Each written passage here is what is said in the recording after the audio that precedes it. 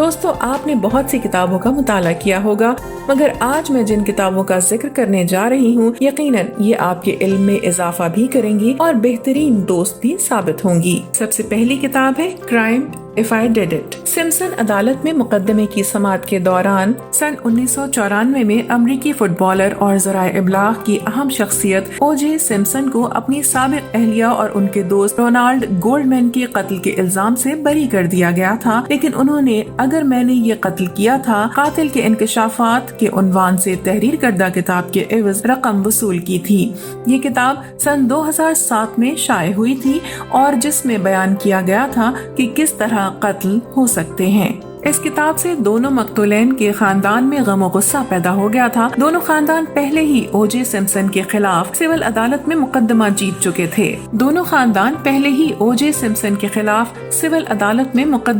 چکے تھے۔ جس میں ان کو تلافی کی رقم کی صورت میں 3 کروڑ امریکی ڈالر ادا کیے گئے تھے۔ اس وقت سمسن اغوا اور مسلح چوری کے جرم میں 33 سال کی قید کاٹ رہے ہیں۔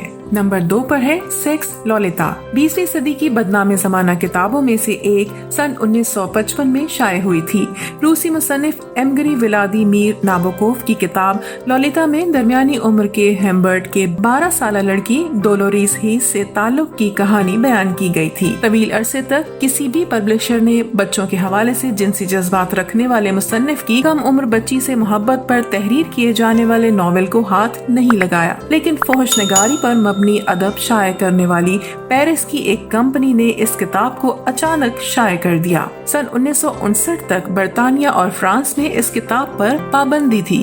اس کے بعد سے دنیا بھر میں اس کتاب کی 5 کروڑ سے زیادہ کاپیاں فروخت ہو چکی ہیں۔ جنسی وجوہات کی وجہ سے دیگر متنازع کتابوں میں گستاف فلوبرٹ کی مادام بوواری، جیمز جوائس کی یولیسس اور دیگر شامل ہیں۔ نمبر 3 پر ہے ریلیجن، دی سیٹینک ورسز۔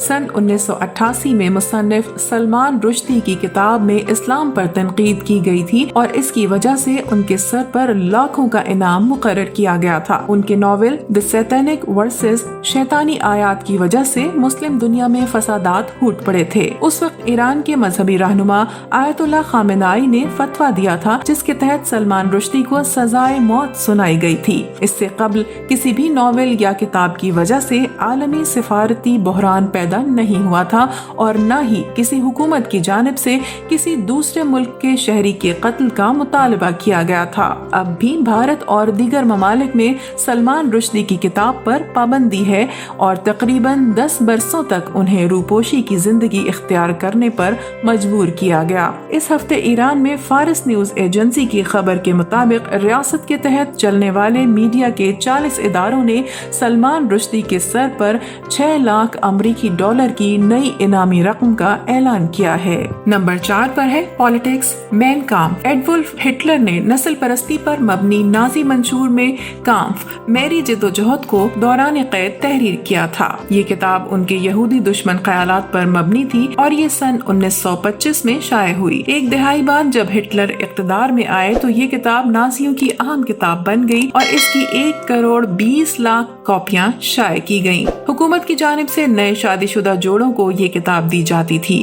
سن 1945 میں نازی جرمنی کو شکست کے بعد اتحادی افواج نے اس کتاب کے حقوق باواریا کی ریاست کے سپرد کر دیے اور اس کتاب پر 70 سالوں سے پابندی عائد ہے۔ دیگر کتابیں جو سیاسی وجوہات کی وجہ سے متنازع قرار پائیں ان میں فرانز کافکا کی میٹا مارفوسس اور کارل مارکس کی کمیونسٹ منشور سمیت دیگر شامل ہیں۔ نمبر 5 پر ہے race, I know why the caged bird sings by Maya Angelou. مصنفہ مایا اینگلیو نے آپ بیتی بعنوان میں جانتی ہوں کہ پنجرے میں قید پرندے کیوں گنگناتے ہیں سے نام کمایا۔ اس کتاب میں جنوبی امریکہ میں گزارے بچپن کے دنوں میں ہونے والے ظلم اور بدسلوکیوں کو بیان کیا گیا ہے۔ اینگلیو نے اپنے بچپن کے 10 سال امریکہ کے غریب ترین خطے میں گزارے تھے اور وہ نسلی علیحدگی اور تعصب کی گواہ ہیں۔ یہ کتاب سن 1970 میں شائع ہوئی تھی۔ اس کتاب کا سب سے خوفناک حصہ وہ ہے جہاں وہ لکھتی ہیں کہ جب وہ صرف 7 سال کی تھی تو ان کی والدہ کے بوائے فرینڈ نے ان کے ساتھ جنسی ज्यादती की। उन्होंने इस बारे में अपने अहले खाना को बताया।